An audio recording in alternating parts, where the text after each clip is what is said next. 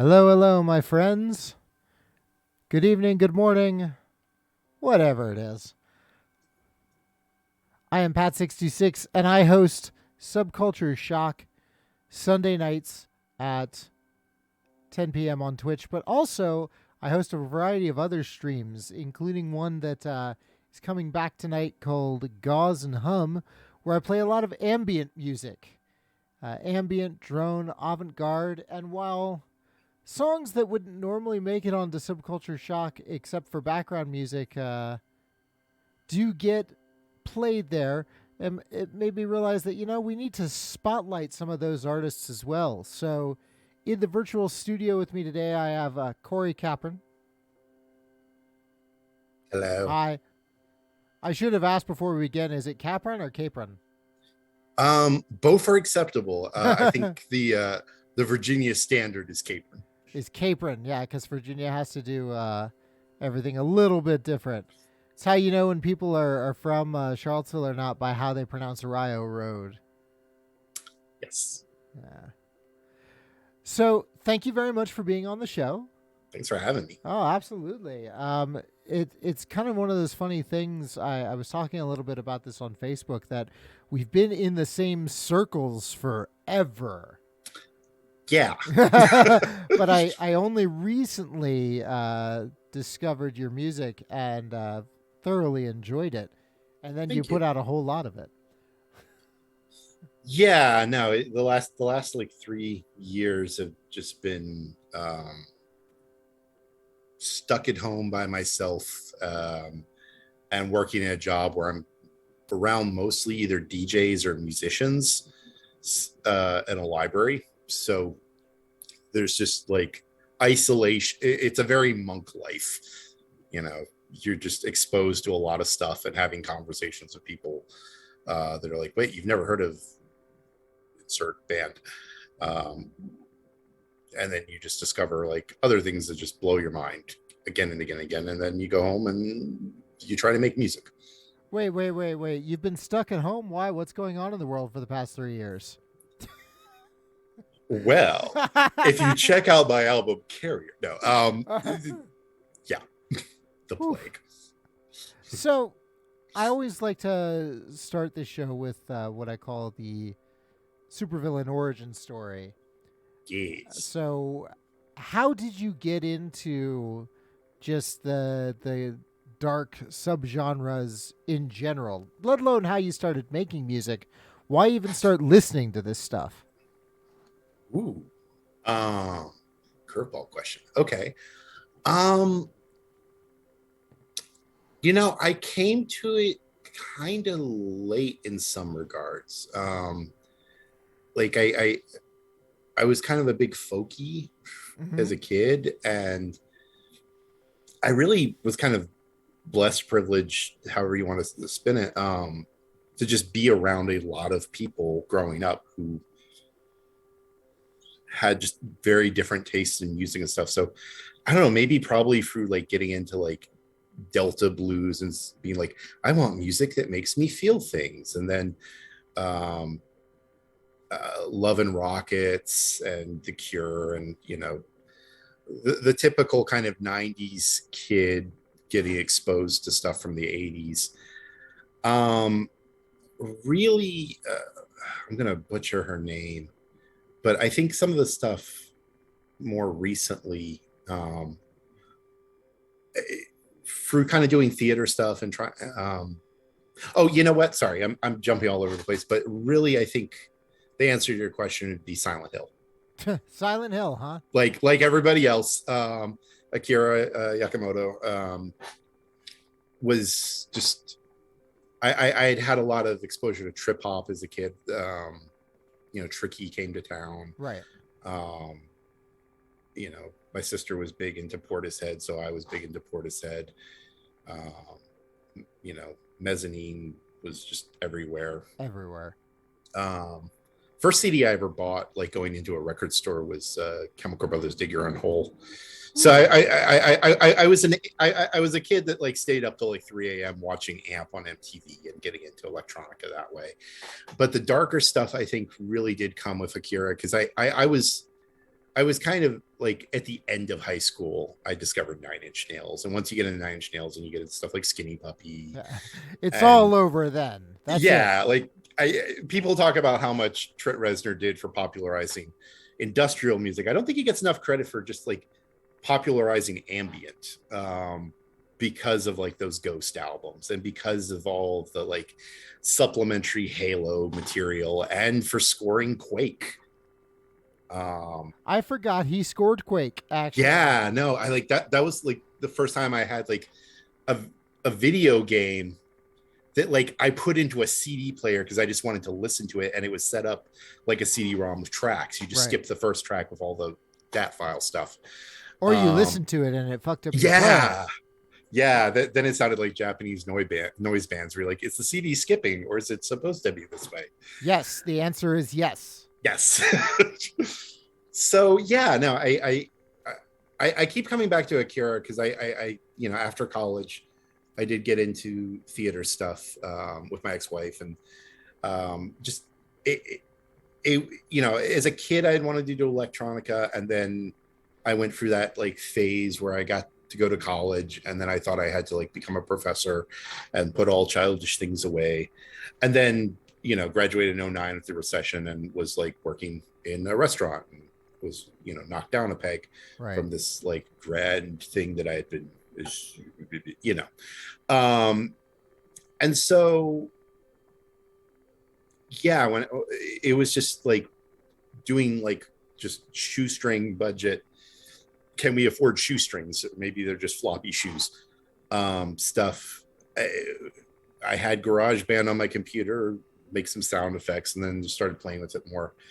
And so music has never been something that I have been like, this is going to be a career, or this is going to be something I try to professionally do. I mean, none of my stuff is mixed by anyone. Like if you're an audiophile, I'm your worst enemy because That's not it kind of true. sounds like ass. Let's be honest. If you're an audiophile, you are your own worst enemy. Yes. It's why I often put the tag lo-fi on anything I do, regardless of the genre. It's like I may have done the like, you know, old school, like I put the tape recorder against the TV, only like I put the computer against the computer to loop something. And I don't know. I think like we were talking beforehand about like metal, and though I'm not big into metal, I have this weird affinity for. I should actually, because there's so many controversial bands, stress that I really just mean Darkthrone, but like the black metal scene where it's like, yeah, let's do corpse sound. Let's get the shittiest mic we can. I do, whether it's punk or metal or anything like that. I do love that, like, just make art no matter fucking what attitude, and to a point where I don't know. I think in the last 20 years we've kind of fetishized, like, you know, it's why cassettes are popular. So we want to hear the motor run. We want the pops and the crackles. We want the bad record. We love all that shit because it makes it feel physical and real. And I don't know. Yeah. You see, that makes me want to go off a real tangent there, but I'm gonna do exercise it now. So okay. so is it that we want? That's an interesting choice. That's an interesting point though, because if you listen to a lot of ambient, especially noise ambient out there, bands that are really just a lot of bands fall in love with the imperfections of a media. I'm pretty sure it was Brian Eno who originally talked about that.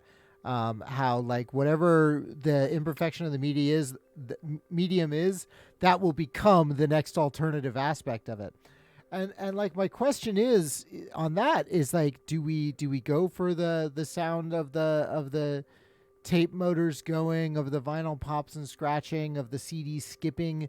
Do we fetishize that because of the desire to have physical media in our hand, or because, I mean, some of these things, you know, physical media was still readily available. You know, people were already starting to do tape sounds and vinyl pops and cracks, even once we had moved to the digital CD, but that was still a physical media.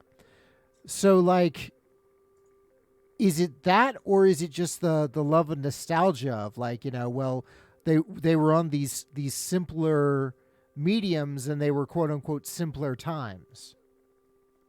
I think it's both. Because like, I mean, yeah, like you were saying, people kind of start like look at Twig Harper's music. I mean, that's all like the things that would normally be a catastrophe or an accident. He just orchestrates them into these really challenging but kind of beautiful compositions. Or just like hip hop. I mean, a scratch is supposed to be the worst thing that could happen with a record player, and it's like subgenre motherfuckers. Yeah. How can we scratch harder? You get all right, so you get a record, you record nothing but record scratches, and then you put that on a record and you scratch that record. Scratchception. I'd do that. This is why I'm not allowed in Detroit. It's like oh, record presses. How can we fuck with it? That's why you're not allowed in Detroit. Okay. I've never been to Detroit. No, I'm waiting. I'm telling you, man. All right, so I'm expecting next release, Scratchception. Let's go. You might be a little disappointed. I think the next thing I'm doing is like a return to roots, like garage band, just like hard dance album. just because I've done so much drone and noise and stuff lately. It's like no. I know how to do beats. I really do. Like, I swear. But like, yeah, no, I've been kind of in that attitude a lot lately of like, oh, here's the thing you're not supposed to do. Let's triple down on it. I don't really know why, other than like cabin fever, maybe. But going back anyway, like I was saying, like, you know, there are definitely cases where it is deliberate, but I think if there's also, like, if we look at different mediums of art and stuff, I think there's a tie-in in literature and cinema, which is, I think it's tickling the same parts of our brain that epistolary novels do, stuff like Dracula and the Coquette and stuff like that, where it's all created from documents. There's no like written master third person narrative thing. It's an accumulation of these documents that make it feel more like you're just rummaging through a true story, which of course the cinema equivalent of is found footage films, right, or mockumentaries. And I think it kind of has that similar, like, this is artifice, but also maybe this is a document. I mean, one of the earliest kinds of ambient, even before Eno, was rooted in field recording music. Ernest Hood's Neighborhoods is the ambient album before Music for Airports. And yeah, that is a combination of like minimalist guitar and just recordings of his neighborhood, like through the window or whatever. And right. Yeah, I mean, field recording is really popular. My friend does Tyler does the Project Carry and also Grand Banks. I was talking to yesterday. He was all excited because he just got back from Alabama, and like he put a recorder in a graveyard and like went and grabbed lunch and then came back, and like he has all these frog recordings. So, you know, be on the lookout for the next release from Carrie. There will be frogs. Goth frogs. There will be frogs. He has promised frogs. So yeah, I think it's a little bit of both. You know, it's rule breakers going, well, what if I can make a noise with something other than the guitar strings on the guitar? Or also people that are like, I just want like that, to recreate that feeling of like when you go into a thrift store or the few surviving record stores and you just buy like a random blues album, and you know, it was made, you know, it was recorded in in a furniture shop in the 30s, and so it sounds like crap, but it sounds like historical crap. And also just, you know, the reverse side of it, which is something that's so heavily studio produced that you know, I love a good mix. I mean, you know, one of my favorite local artists, of course, is Ships in the Night, and like Myrialogs is masterfully mixed. Mm-hmm. So it's not that I'm against, quality, high fidelity. But on the flip side, like there are so many albums that are so produced that it does either it feels effortless, there's no work, so there's no satisfaction, or it just doesn't feel physical. That is an incredible segue. Well done. Segue. Yeah. Woo. Let's go. So, because it's interesting, you pointed out how something that is heavily produced can almost seem effortless. And it's funny because of how much effort often goes into an incredibly well produced. You look at like I was watching like a behind the scenes with Billie Eilish, and in one verse there was like 72 takes that had just been all cut together to make the perfect take, and it's completely unrealistic, but it also, you can't call that low effort. Yeah, no. Yeah. but a lot But of, also, like, I like Billie Eilish, so yeah, like, yeah, it's something. It you know it when you hear it. yeah. Like Well, it's like, again, it's not production is evil or anything like that. It's just there is a certain level of like it's too clean. right. Well, so along those lines, though, I've definitely heard people say that like ambient and drone music is super easy because it's like, oh yeah, you just play like three notes on a sweeping pad for 20 minutes and you've got a song. And I feel like they're wrong somehow. I've never tried to make ambient music, but I can only speak for my process. okay, Yeah. so for your Um, process, super easy. yes and no. Okay. Um, I'm very lazy a lot of the times, but I'm also weirdly masochistic. So like a lot of my process isn't I, like if you're looking at an album like Keys with Outdoors, yes, that is very composed, and I'm thinking about notes. Even though I have no musical training, like I'm looping something and moving the notes around until they sound pretty. But like with like the things that are just like a wash of noise, um, I would liken it a bit to like commercial photography, in that you have to have a certain understanding of composition, how your machine works. Like there's practice and there's training. You have to understand light. There is like a whole field, just like a conventional musician has music theory and stuff. Um, but kind of like the photographer, like they're not taking a photo. They're not like a painter who makes one painting. What they're really doing more often than not is taking like 300 photos and then going to the dark room or home to their computer and sifting through them, and kind of it's more a process of retrospection, and like when I'm being really experimental, recognizing a happy accident. And so the result is there might be, I'm looking at my computer right now, there might be like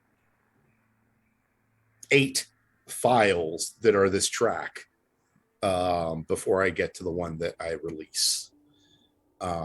So there's a lot of,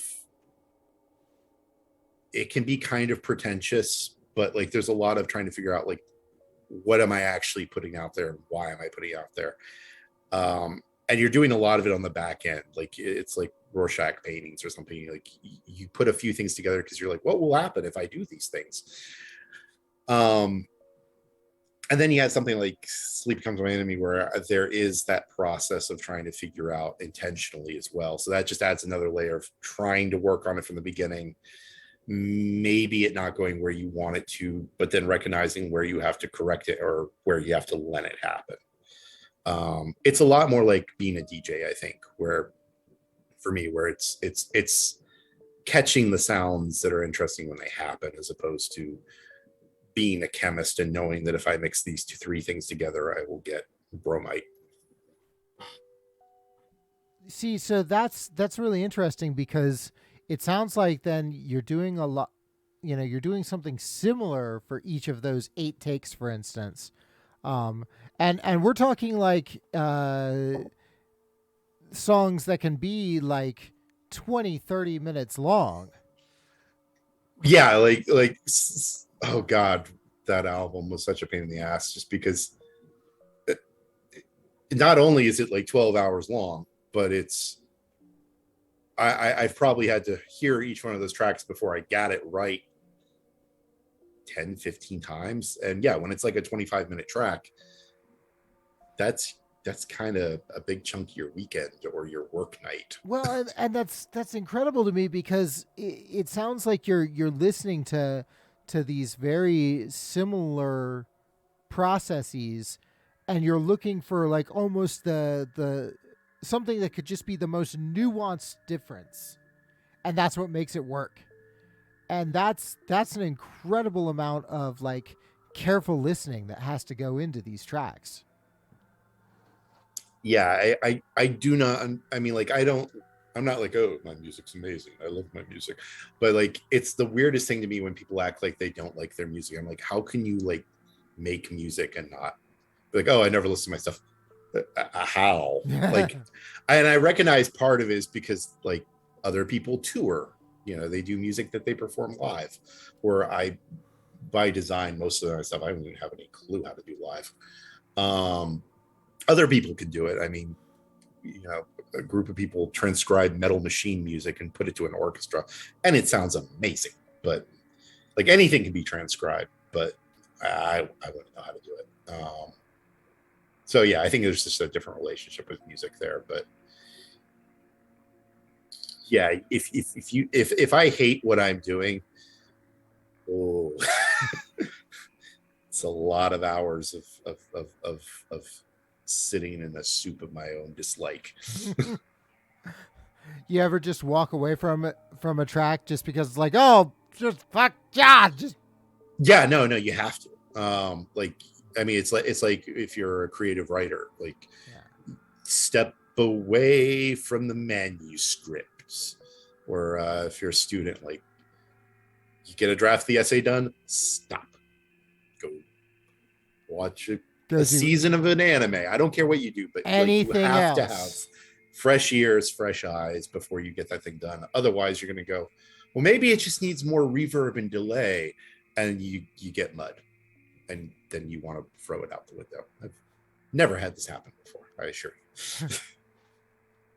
Now we know why there's that collection of like just PC parts hanging out outside your window, just littered out there.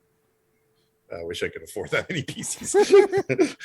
Don't we all? Don't we all? What? Don't you make a ton of music from this business, or a ton of money oh, from God, this no, business? No, I mean, in fairness, and I don't mean this like I think I could. I guess somewhat during the pandemic, but also like it's over. But a little bit before that, I started kind of exploring the internet and music, and finding that there like might be weirdos out there that would like what I do. So there's been a little bit of an effort to promote myself, even though I hate doing it. But I've never really been that interested in it for money. I mean, all my stuff is up as paid what you will. Mostly just because there are friends of mine who are trying to live off their music, and I don't think anyone would pick me over them necessarily, but I don't want to compete for the Bandcamp Friday. I have a relatively comfy job and doing stuff I don't hate. And if somebody likes what I do and wants to support it, that's awesome. If you can't afford it, I'd rather, you listen to my shit if you like it. All right, that's a privileged position to be in, and I recognize it. But yeah, like, I also think that if I started thinking about it in terms of money, I wouldn't be as weird as I am. Like I should be like promoting this 12-hour long album. I was going to say, here we go. Here But we go with instead, segueing. right before, like the week before the interview, I drop a complete, like improvised, no input thing that like, you're like, come listen to the majestic nocturnal sounds of Cory Capron. And they're like, oh, here's the newest thing. They listen,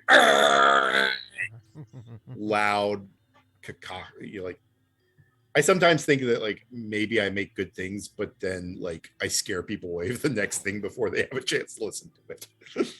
Well, if they're scared, at least you made them feel something, right? Exactly. There we go. There we go. That is the dream. I made you feel an emotion, even if it was pants shitting terror. So I'm understanding Nurse with Wound a lot more. I do like them. So it's interesting, though. You talk about promotion, and actually one of the first things that I saw when you dropped "Sleep Becomes My Enemy," which for those of you not paying attention is a 12-hour album. It's actually almost 13. Almost 13-hour album. Holy moly. Yeah. Hilariously, that post you specifically said on it, I'm not expecting anyone to listen to this. Well, what I said was, you don't have to. Like I feel like a lot of the people follow me are like my dear friends, and I'm like, you don't have to follow me down this rabbit hole of strange. You can wait till I release another piano album. Like it's okay. This is weird, and I don't know why I did this. Well, man, that's going to make this next question really easy then. Because so you've been a very prolific writer. You've done a lot of scores for local productions.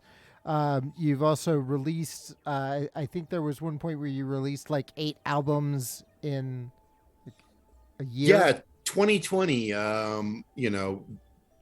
breakup, isolation, primary output of social interaction actually was half of Grand Banks. If anyone doesn't know this band, check them out. They're amazing. And just like music in a library. The joke I say to people is nobody releases 8 albums because they're okay, but that's probably true. Yeah. But it kept me sane ish. That was not a plug for that album. God, sorry.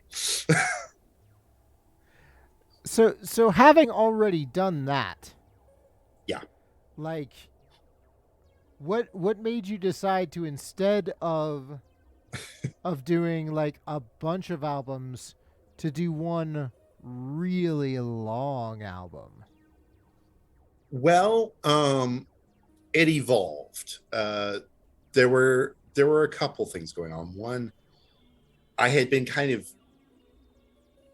during 2020, like a lot of people, I discovered Leyland Kirby, also known as The Caretaker, who released over in parts, but ultimately it was like a 7.5 hour long farewell album called Everywhere at the End of Time, which deals with the stages of dementia. And it is absolutely devastating if you have had anyone in your life, family member, whatnot, who's gone through dementia. It's a rough listen.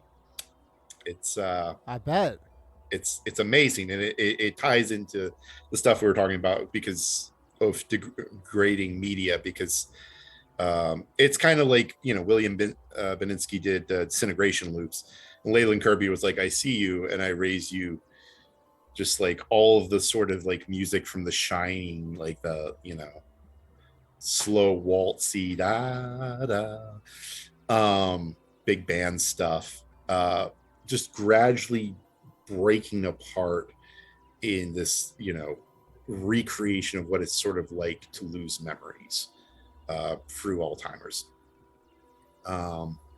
So I because I'm in lockdown, and sure, that sounds like a great thing to do during mental health. I listened to that album, I loved it, and that just kind of brought up this conversation of like, really long albums, because that is 7.5, and you can see like Twitch things where people are like, I'm going to listen to the whole album in one sitting. You can watch me react. And around the same time, I came across Max Richter's album Sleep, which is an 8-hour symphonic kind of ambient album that you're supposed to fall asleep to. Okay. What I did not know, so I then I found out he performed it live. What I did not know was that the way he performed it was like before a bunch of beds, and the audience was encouraged to fall asleep if they wanted to it, which is like the cruelest thing to do to your pit orchestra people. Like you got to work 8 hours a day, and like everyone's just snoring to what you're doing. But I didn't know that factor about it. I just knew that he performed it live. So in my head, I was imagining all of these people in like uncomfortable auditorium seats, forced, like stuck there listening to 8 hours. And I was like, I want to do some kind of troll thing on that. So part of it started out as just like, yeah, I'll make the anti-sleep album, the album about not being able to sleep. Also, I have a hell of a time with sleep. I hesitate to call myself an insomniac, because real insomnia is a bitch. But I do have just a lot of trouble with sleep. So it was kind of spinning around there. And then also looking at stuff like Leyland Kirby, where it was more like the potential to do something more creative with it. And as I started working on it, like if you listen through, you can hear like the remnants of tracks where I was approaching it as a joke album. Like in 2020, I made a pair of joke albums, music for making the dream sex with witches and music for making the dream sex with demons, which were just a response to a political thing at the time. There was this doctor who believed that, I think it was ivermectin, whatever the horse stuff was, would work, or something like that. Some bad info about COVID. But then like when you researched her, like she believed that like if you had dirty dreams, then you could be impregnated by demons. So that's where that started with. And I was kind of starting it out as a joke album like that. So some of the tracks, the first kind of lap through it, and then I kind of went back and did more, was really just if you're familiar with the term pulse stretch, so it was just pulse stretch porn, like unapologetic. Like I was like, it will be 12 hours, but it's just going to be a joke. And then as I started working on it, I started thinking about like different ideas about staying up late. Like I like as a writer, one of my favorite, like you can write the worst, you can make the worst movie, for example, and I'll still kind of love it if it's modeled as a dusk till dawn narrative. Like American Graffiti or Nick and Nora's Infinite Playlist or From Dusk Till Dawn or I was Before waiting for that one. Sunrise. Yeah, I set it up. I had to. But Before Sunrise, I love that because there is this sort of we talk about like in Vita Veritas, Truth in Wine. There is this sort of magical thing where if you stay up all night, somewhere like 4 a.m, like there's the hour of the wolf and whatnot, where you do kind of get to this weird introspective place. Like if you're staying up with like some friends, like that's when you'll like start talking about real shit with them. And so I kind of got fascinated with that, and I kind of got fascinated with the idea of stories about staying up all night. And so it kind of became too many conflicting ideas at once. I can't say that there's like a clear story to Sleep Becomes My Enemy. But it is that sort of exploration. And it was originally going to be a lot more tightly, like, broken up into hours. And I abandoned that early on to just go where the music took me. But yeah, there are some pieces that are melodic. There are some pieces that are drone. There are some pieces that are just kind of dark ambient, stuff like inspired by like Current 93 or Nurse with a Wound or Coil or any of that kind of Right. scene. There's a lot of stuff inspired by Leyland Kirby. And there's a lot of stuff that's just inspired by like Akira Yakamona of Silent Hill and people like that, where it is melodic, but it is very simple little jingles. A fun thing about it actually was it is, I didn't play it on a keyboard, but I did. I normally just compose stuff by dropping in notes into piano roll. Right. Most of this is actually played. Really? Yeah, like the piano bits are just me using the keypad and playing them out. And there'll be like tweaks here and there. And of course, loops are loops. There's a track near the end that's like 45 minutes of just like the same, like fucking up a melody and then repeating it over and over and over and speeding up and slowing it down and whatever. But yeah, it started as a joke. And then as I worked on it, I started to care about it. It's interesting because even though it took you like way longer than one night to do. Oh God, yeah, it was like 3 or 4 months. Right. But it almost seems to go through that part of restless sleep. So like you can almost imagine it's like, all right, well, I'm going to make a 12-hour album live just to be a joke. But as it goes on, and as you get more tired and more introspective and the walls start coming down, that's when all of a sudden you also, it stops being a joke and just starts getting more vulnerable. So it's kind of funny that you basically, the process of making this album itself goes through a metamorphosis. Yeah, it wasn't. I mean, sometimes I definitely feel like I do things just to see what will happen and the journey of doing it. But I don't think that was ever quite as true as with this one. Maybe the exception of Ish, because Ish was supposed to be my last album and that didn't work. But yeah, that was supposed to be my my white album or Trout Mask replica or whatever. It's my kitchen sink album. But yeah, no, this was a process. There was a lot of people that like, and I think even like my Twitter, I'm like, I don't know why the fuck I'm doing this anymore. This is so stupid. Because I mean, really, like, I'm sure, like, I'm terrified at the prospect of some maniac actually listening to this thing in one sitting as it's intended. I feel like I just invited people to do that. Challenge accepted. All right. No, I mean, take the Subculture Talk challenge. But like, yeah, no, I mean, there was definitely a while there where I was like, it's very interesting to put that much work into something that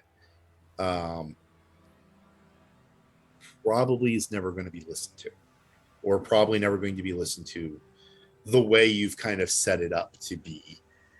And that was also very fascinating, like the idea of making like the ultimate, message in a bottle thrown out to the ocean from the desert island. Like it's not something that I'm putting the energy into promoting. I mean, like, you're promoting me now, which I'm immensely grateful for and was not expecting, and thank you. But like, I'm just that kind of person. Working on it, like there was just a lot of like, could I probably be doing something a little bit more, like you said, like I could have had another 2020 with that amount of time. Yeah. I certainly almost tried to, like, it actually derailed like my like layout of, like, I was gonna do like a folk album thing, and then Sleep Become My Enemy came and it was like, no, this is what you're going to do. I was like, I'll just work on it for a little bit, and it's like, oh no, now it's like, I don't know when I dropped the thing, May, June, 3 months later. Yeah. But yeah, here we are. So on to the next thing. Yeah, on to the next thing, which is apparently going to be a club album, just because. I mean, we'll see. Yeah. Like, it's going to be a Cory Club album, so probably halfway through it, I'll be like, and now, we'll just have this beat go for like 45 minutes. Just boom, boom.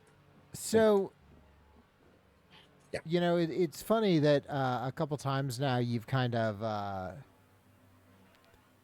downplayed your own musicianship and your own contributions, but I figure no one makes uh, probably at this point hundreds of hours of music and spends as much time as you've done with it without immediately earning my respect for that, no matter how many followers they have on Spotify. So like, I feel like you've got enough of the chops to kind of answer this question,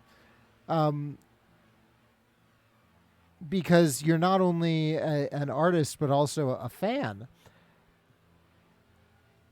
It's really interesting to me that that in a scene composed wholly of subgenres, all right. Yeah.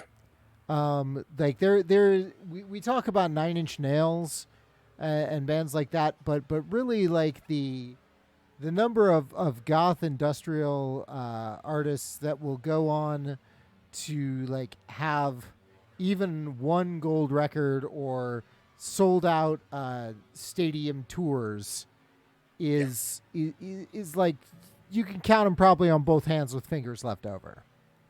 Yeah. But even in a niche set of subgenres like this one, I feel like ambient is one of the most niche of all. Because and I feel like that's true no matter what genre you're in. Because I'm sure there's like I've heard ambient folk, I've heard ambient rock. I'm sure there's ambient country out there. So like, I hope so. yeah, right. Cool. Ambient rap, I am here for. Like ambient hip hop. Yeah. I think, would that be like DJ Spooky? Yeah, something like that. So like Trip hop. Trip hop. So like, but I feel like it's often the most niche. It's the least accessible, I guess. And does that make it more or less appealing to make it?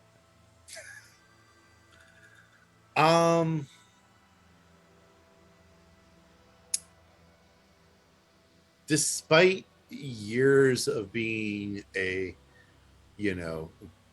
goat fedora wearing guy who drinks fancy beers, I've tried very hard not to be a hipster.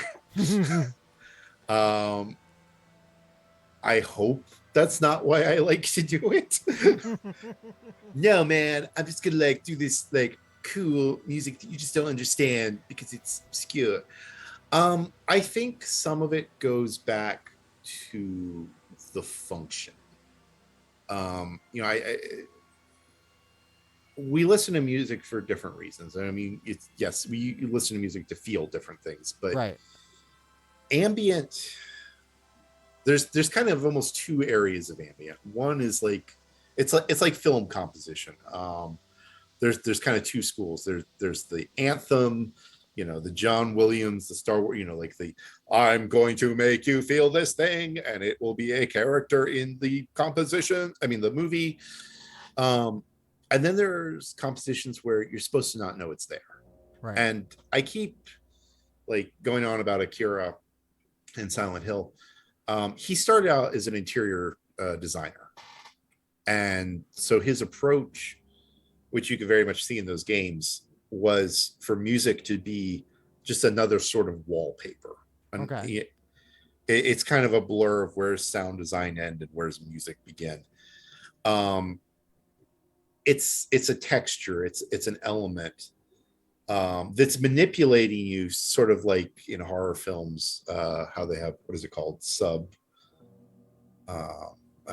just left my brain, but there's a lower frequency. You can't hear it. Yeah, but you can feel subharmonic it. frequencies and things like Yeah, that. Yeah. to just like fuck with you. A lot of what are they called? 40A films. Mm-hmm. A lot of their stuff is heavy with them. So that's kind of true of ambient as well. I mean, it's in the name. It's kind of a music that's supposed to be part of the room, but you don't really listen to it. But then there's also ambient artists where it is very much the point to engage with that space. And I think in some ways it's probably as niche as is maybe. It's niche if you're looking at like trying to be a Max Richter, Right. Where you can have an auditorium full of beds and people listen to you for 8 hours. That's rare. But I think, we engage with different things. It's like with horror films. We talk about like there not being any good horror films, or we call like the good ones high horror films. Before we had this like wave in the last 20 years of like these really artistically crafted like Heredity and stuff like that. If you had a good horror film, somebody had to call it something other than horror, like Silence of the Lambs. So it's a psychological thriller. Well, technically it is, but also like, come on. It was the most Academy Award winning thing. There's always some tag with it. And I think ambient is a lot like that, in that there's a lot of things that are technically ambient. We just don't want to acknowledge them. Like half of vaporwave. We're supposed to be above it, but over here's like this like fringe group of people that are basically making a ton of ambient music, whether you agree with how they make it or the aesthetics that they use. Leyland Kirby is basically like fine wine vaporwave on a certain level, because he's really just remixing tracks in a really degrading kind of slowing down, Paul stretching. It's all the same tools. It's just a more acceptable aesthetic. And I think with goth, I kind of, it's part of the reason I got attracted to what you're doing with Gauze and Hum and stuff, is I don't know what's going on with goth now. I just know that a lot of goth's roots are very ambient roots. Like I've been mentioning Nurse with Wound, Current 93. I mean, Bauhaus, they've got some stuff that's getting close to it, at least. You look at like, whenever you say the word Bauhaus, everybody immediately thinks Bela Lugosi's dead. And if you take away the vocal track from that, it's rock steady. Yeah. Well, you basically have just like a drum beat and then just a completely unhinged guitar sound. Yeah. So like, how is that not? Yeah, I mean, like it is that weird, like, where are the aesthetics? Yeah. So I don't know. Like I think there's a lot of things that are like overly subgenre categorized that are effectively ambient. And if you kind of look at them on the macro level, they've got their slow, like they're like, you go on YouTube, it's like 5 hours of like slow study music. It's ambient. It's just, it's not cool ambient, but like, and also like, meditation in the last few years has become secularized or not secularized, but both ways it's become more popular. So people are looking for music to meditate to. And Joe Schmo down the street needs some sounds for their gosh darn overly, artistic, gotta sign a waiver that you don't punch the carnies boo house. They need some ambient music. It's everywhere. It's just not really front center on a stage that much, because that's kind of not the point of it. It's the music that plays before the band goes on stage. Well, And and that's interesting because also, you make a really good point. It's kind of like how, I call Subculture Shock a goth show, but most of the bands, their tags on Bandcamp are like, are like post punk and cold wave and all of these things, because it's almost like people are afraid to use the name of it because it'll get like specific preconceived notions in people's head. And maybe the same thing is true for things like ambient. maybe, yeah, I don't know. I just think it's like, and there are acts. I mean, like, like if you include drone music in ambient, I mean, like Charlottesville and like Harrisonburg adjacent, like Billy from Buck Gooder, I think he and Alethea are doing what's it called, Emma, oh shoot, just flew out of my brain, Emma Gavia. Okay. And like I said, a lot of my recent interests in music were informed by Tyler, who does Carrie, and is also part of long-standing kind of drone improvised band Grand Banks in town. And the other half of Grand Banks' solo crew is actually getting like they got a shout out from Bandcamp recently, but Deus Q. So like there's sort of this like Appalachian drone like stuff that's been all over Charlottesville and the surrounding, like going back to stuff like Pelt. It's out there, and like there are people that find ways to make it on a stage. So I might be kind of off in saying that, but I think the trick to it is we don't, other than I guess like there are some loungy kind of, like cabaret-esque goth scenes, but when you think of performance setups, we don't really think of like lounge. There's not really that much goth lounge. Like, yes, there's like a speakeasy in New Orleans if you go up the stairs and there's like a little area, but I think the reason we don't see a lot of ambient, like you're saying, is that we don't have spaces where you can like chill on a couch at a show. Yeah. I and I may be really wrong about it. I mean, there's sex clubs, but but that's a different kind of couch. But yeah, I don't know. Like I think I've circled your question as many ways as I can think. No, I think that's good. So we're getting near the end of the interview. Obviously, a big question as people are watching this now is like, okay, I've heard this stuff in the background, and I'm very intrigued by these like bunches of albums in this 12-hour album. Maybe I won't listen to it all at once. But most please don't. But where do I find it? Where do I find this stuff? Oh, are you still there? Thunder and lightning just crashed. Yeah, no, you're good. Cool. Okay, I was like, Ed Seed. Yeah, How do you find your music?